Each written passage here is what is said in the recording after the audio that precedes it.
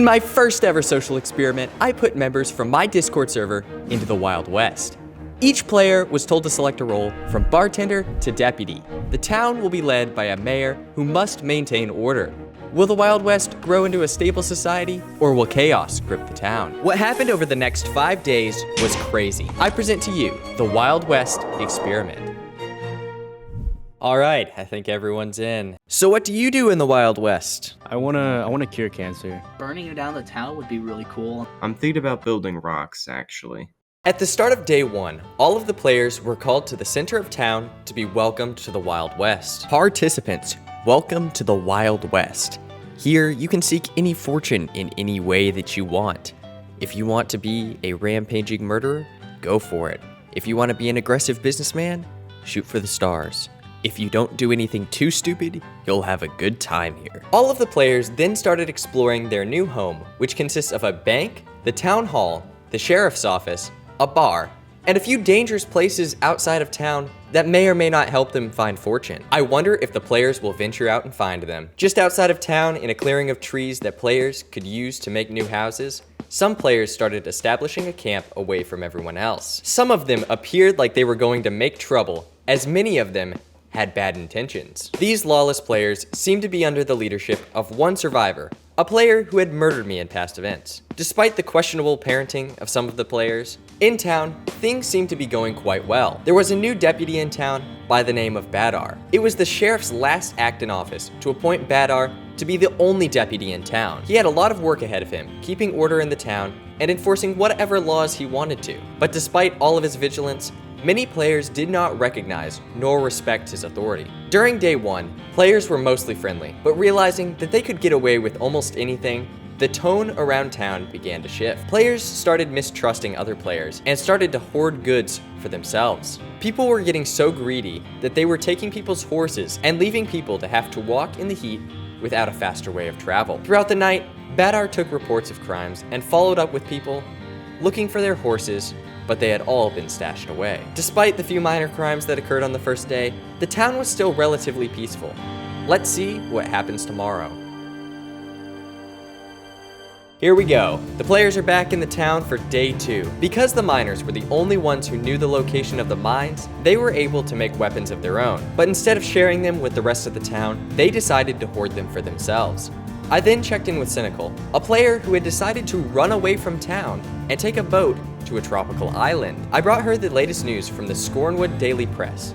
On the front page was an article talking about the election that was going to happen later that day. She said she would be there, and I bid her farewell. After I got back to the town, then out of the corner of my eye, I spotted Badar running around town like he was looking for something. Sure enough, he was on the hunt for one survivor who had threatened another player with a gun.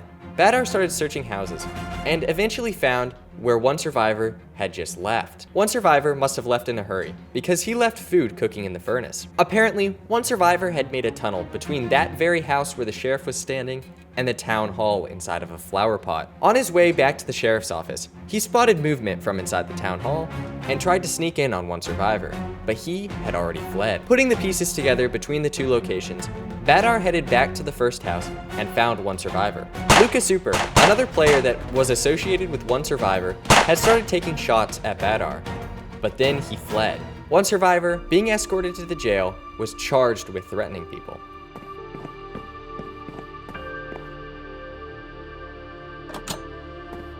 However, due to no laws being made against prisoners voting, one survivor was still allowed to attend the elections and cast a ballot for his favorite candidate. Then everyone was called to the center of the town. Election time had come, and there would be 2 positions people could run for.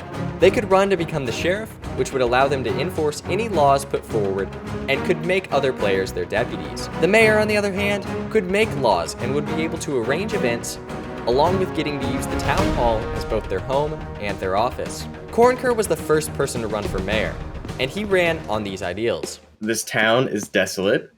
We're drinking from an ocean over there. I've made rocks and stuff, and then that's how I do things. I like murder. Murder is really my thing. So I'm not saying we murder each other, but duels would be pretty cool, you know what I'm saying?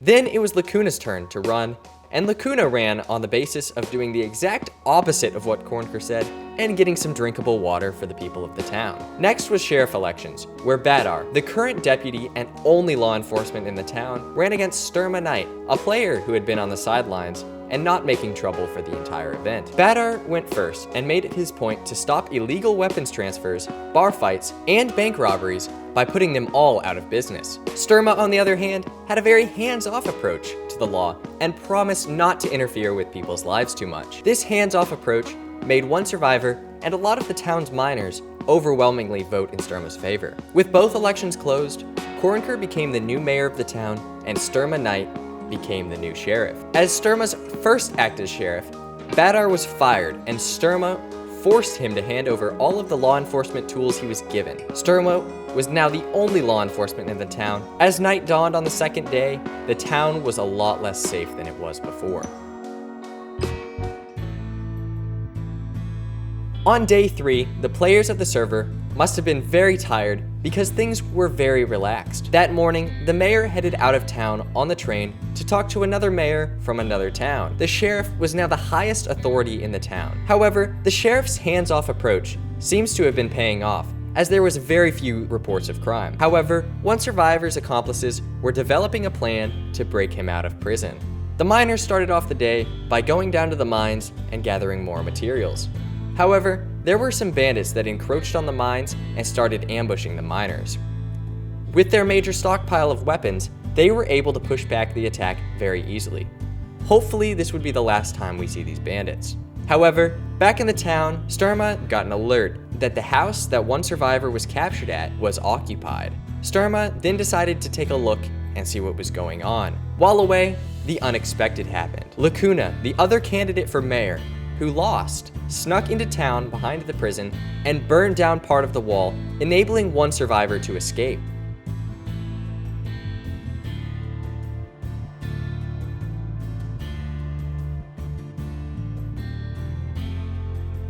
Running into the sunset, Lacuna equipped one survivor with all new weapons and tools, all before the sheriff knew he was gone. When the sheriff returned to town, having found nothing at the house, Sturma realized that one survivor had escaped. Sturma prepared to defend himself against one survivor and his followers. A new day had come and one survivor was gone. Why Lacuna took the step to do what he did was unknown. The news spread fast around town that one survivor was back and was now a threat to the security of the town. Meanwhile, one survivor went looking for a more secure place to hide out. While snooping around, he stumbled into a bandit camp. The bandits quickly started shooting at him, but the pure number of bandits quickly overwhelmed him. Not wanting to die, he ran back into town and spread the news that the bandits were coming after him. But not wanting his reputation to get tarnished anymore if one survivor wasn't lying, he immediately got someone to tell the miners to come down to the town. While the miners were getting their stuff to help, the rest of the town had rallied together to build fortifications against the bandits. They used cobblestone and blocked almost every way in or out of the town. After getting the construction of the wall done, almost by perfect timing, the bandits started attacking the town.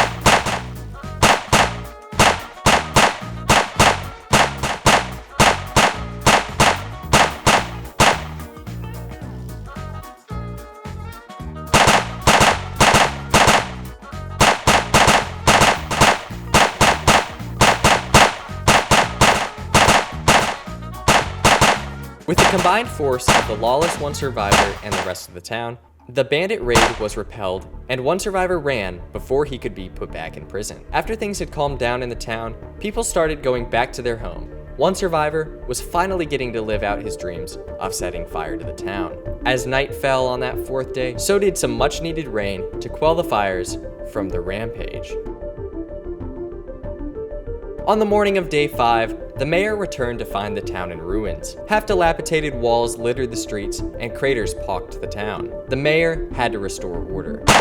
Hearing a gunshot in the distance, the mayor went to see what the cause of this distress was. Two players had gotten into a duel, leaving one of the players dead. The town had gone downhill quick while the mayor was gone. With the new knowledge that this town was in disarray and disrepair, he knew that he had to get on the train to the neighboring town to get some help. There was a train that was due to depart later that day, and the mayor was the first one to buy a ticket away from their own town. The criminals were all too happy with the work they had done. This town could now be under their control. The resources from the mines could now be theirs.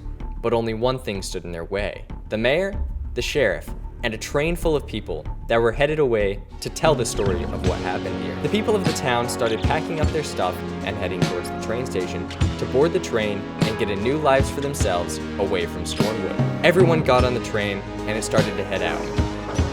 Wait, here comes the bandits. Oh my gosh, they disconnected the passengers from the train.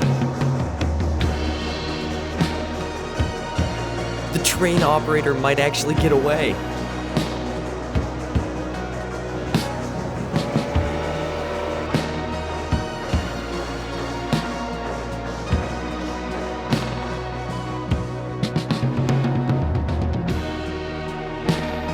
The train got away, but it didn't have any of the passengers.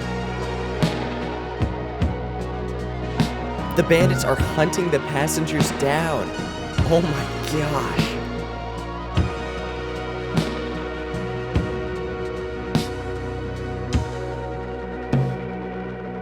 Cynical might actually get away. I'm really gonna miss our potentiality. Most of all the days we never got to live, they are so real to me. And I will keep on for more time, also from the other side of our memories. When all that's left is memories. When all that's left is